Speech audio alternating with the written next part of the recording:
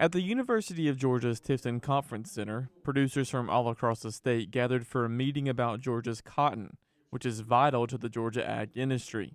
They got to hear updates on research, outlook, and even got to hear what is being done for them in Atlanta, as well as D.C. 2018, as far as the council concerned, was a pretty successful year policy-wise. There were several things that we were able to accomplish. We were able to get cotton back into 2014 Farm Bill. We were able to work with administration and Secretary Perdue in getting another Gen Cost Share program implemented. We were able to work with Congress in getting a new Farm Bill passed. So there have been some success stories in 2018, and you know, we're just happy to get those things accomplished for the cotton growers of the U.S. Mr. Tate also spoke about what they're doing to try to help producers affected by Hurricane Michael. Council is trying to work with the Senate and the House in Washington and with the Agriculture and Appropriations Committees there, trying to find some remedies, some ways to get some assistance to the growers who have gone through this tough year in 2018. The meeting also offered several educational sessions. One was on diseases and pests, which was led by Dr. Kemmerite.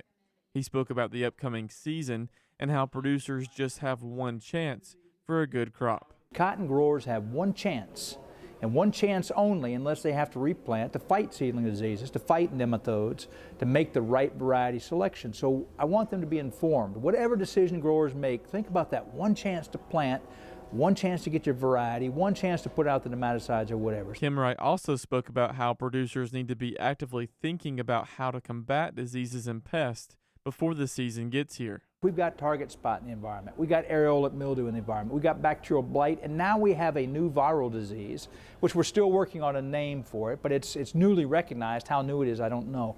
But with these new diseases, the virus, the bacteria, and with the fungal diseases, they need to make sure they have in their mind how they're going to build a wall. That's my message. We've got to build a wall to protect that crop from those diseases. There was also a session on economics, which focused on what prices they think cotton will be at next year.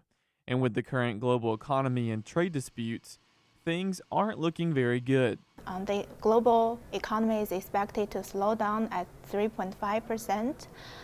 That is caused by slowdown in China, slowdown in Germany, slowdown in the U.S. as well, plus the trade tension happening globally that impact cotton as well in terms of the tariff implemented by China on raw U.S. cotton. Unfortunately, because of all those factors, they think cotton is going to be lower than it was last year. We haven't experienced like over 80 cents per pound and over 90 cents per pound for cotton for several years, since 2014. So what we experienced last year is very good price, but we cannot expect that will happen again or difficult to happen again in the coming years. Reporting in Tifton for the Farm Monitor, I'm John Holcomb.